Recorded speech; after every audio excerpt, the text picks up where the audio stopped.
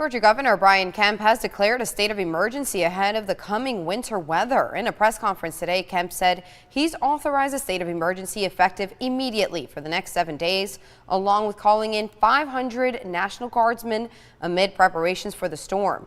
GDOT will begin treating roads north of I-20 late Friday night and into early Saturday morning and advise drivers to stay off the roads by Saturday night. Kemp warned that varying temperatures could bring the storm further south and towards the middle Georgia area. Well, I spoke to the EMA director here in Houston County, and he told me that people need to be aware of the information they take in on social media ahead of this winter storm. You know, we want people to be prepared, but we don't want them to panic. And that's something that we see a lot with a lot of the social media graphics and things like that people put out, and we're not knocking any of those by any means. Houston County Fire Chief and EMA Director Christopher Stoner says they have already been meeting ahead of the winter storm expected over the weekend. We'll pre-stage or pre-deploy some assets throughout the county, you know, salt spreaders, road clearing equipment, things like that.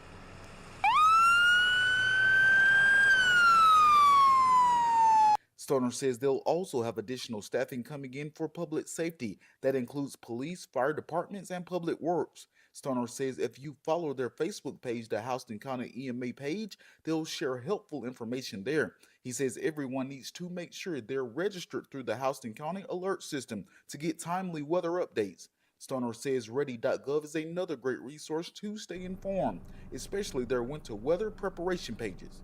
Any winter weather event we have here, specifically icing, is going to cause large amounts of power outages, and not just for 20-30 minutes. We're talking a day or 2 or 3 possibly, depending on how much ice we get, and that's going to take power crews a substantial time frame to get those back restored. Stoner says many resources that could come in for assistance may be busy dealing with their own power issues. He says it's a good idea to plan ahead by making sure every electronic device is charged and ready to go, and to limit use if possible. Stoner also says to have enough food and water to last a couple of days. And that needs to be things that you can eat without having to warm them up. Now, our Skywatch weather team here at WGXA News will be working around the clock to help keep you ahead of the storm. Reporting here in Houston County, I'm Carlos Stevens, WGXA News. A 4th inmate has died following the, quote, gang-affiliated disturbance at Washington State Prison last week. The Georgia Department of Corrections says Silas Westbrook was treated for minor injuries and was transferred to the Metro Reentry Facility in DeKalb County. They say Westbrook had a medical emergency while getting out of the transport vehicle and was pronounced dead on Saturday. The GBI will do an autopsy. Westbrook was serving a life sentence for armed robbery out of Dougherty County. 12 people will do decades in prison for their roles in a violent drug operation right here in Macon. The FBI investigated an armed cocaine trafficking ring that operated out of what the U.S. Attorney's Office is calling a trap house over on Richard Street near Mercer University. According to a release, the house operated like a restaurant where people were constantly in and out buying, and members of the organization worked shifts. The FBI executed 11 search warrants in Macon, Warner Robins, and Atlanta in 2023 and seized cocaine, 26 guns, and almost $94,000. We've got a list of people's names as well as their charges over on our website, WGXA.tv. A man is behind bars after leading deputies on a car chase in Houston County Monday night. According to a report, Ryder Seltzer was pulled over in his Toyota Corolla because his taillights were broken. During the stop, the deputy says he smelled marijuana and called for backup, and that's when Seltzer sped off. Seltzer's car ended up going off the road and stopping in the woods after deputies did a pit maneuver. He was arrested and is now facing multiple charges for traffic violations and possession of weed and crack cocaine. And in Macon, a wanted man was arrested after a high-speed chase in a stolen car. Late Tuesday night on Highway 247, BSO says deputies spotted a Toyota Camry that was reported stolen last month. Timothy Little was driving that car and refused to pull over. The chase ended after a pit maneuver stopped Little on Cargill Road. He tried to run away but was caught and arrested. He is now facing the charges he's wanted for, including second-degree burglary, probation violation, and tampering with evidence. Little was also wanted by the Crawford County Sheriff's Office. Well, happy Thursday, everybody. Looks like we're going to see cloudy skies all day today for the most part. Started out with clouds this morning, and we started out with temperatures in the 40s and some upper 30s, which was about 15 degrees warmer than yesterday morning. Now today, despite the clouds, we're going to be going to near 60 degrees.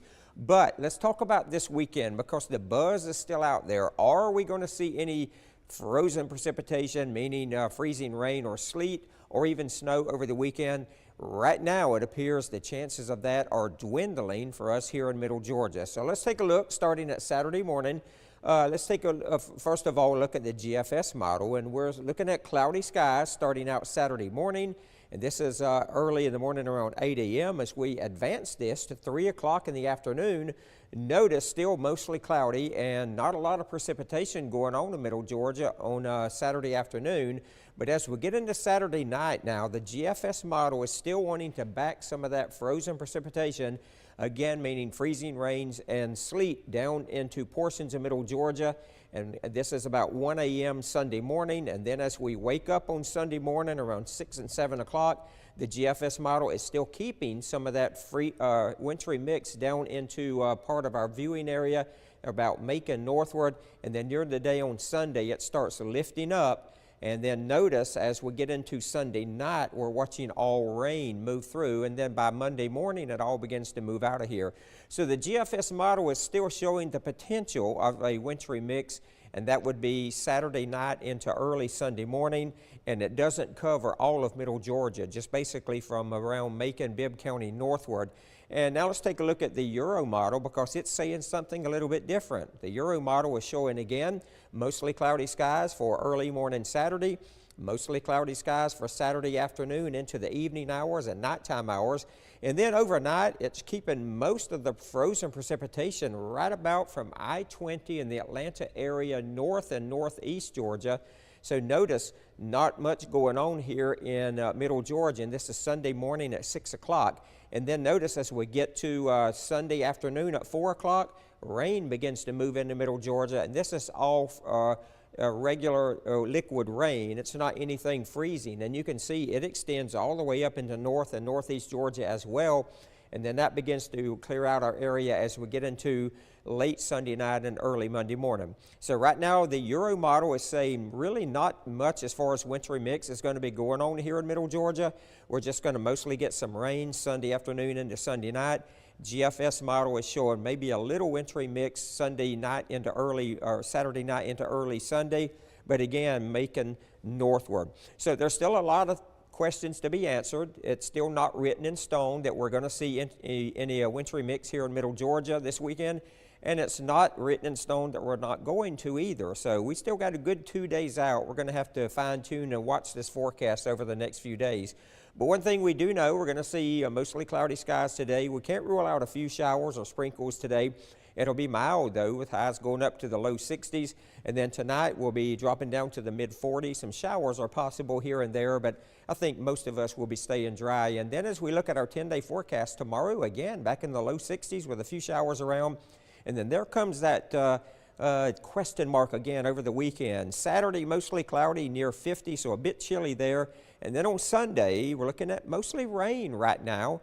Again, Saturday night into early Sunday would be where the biggest question mark would be. We'll fine-tune this forecast again tomorrow, but one thing we also know is next week we're going to see some more colder air moving back into Middle Georgia.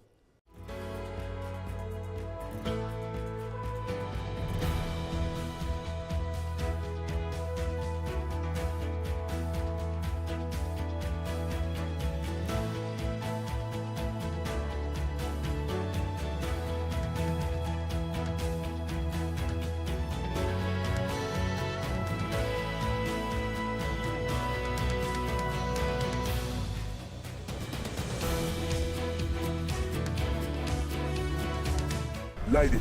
Urban Meyer built college football dynasties. Football is a way of life. Mark Ingram II ran his way to a Heisman. I'm gonna do the rest of the show with this thing. Rob Stone calls it like he sees it.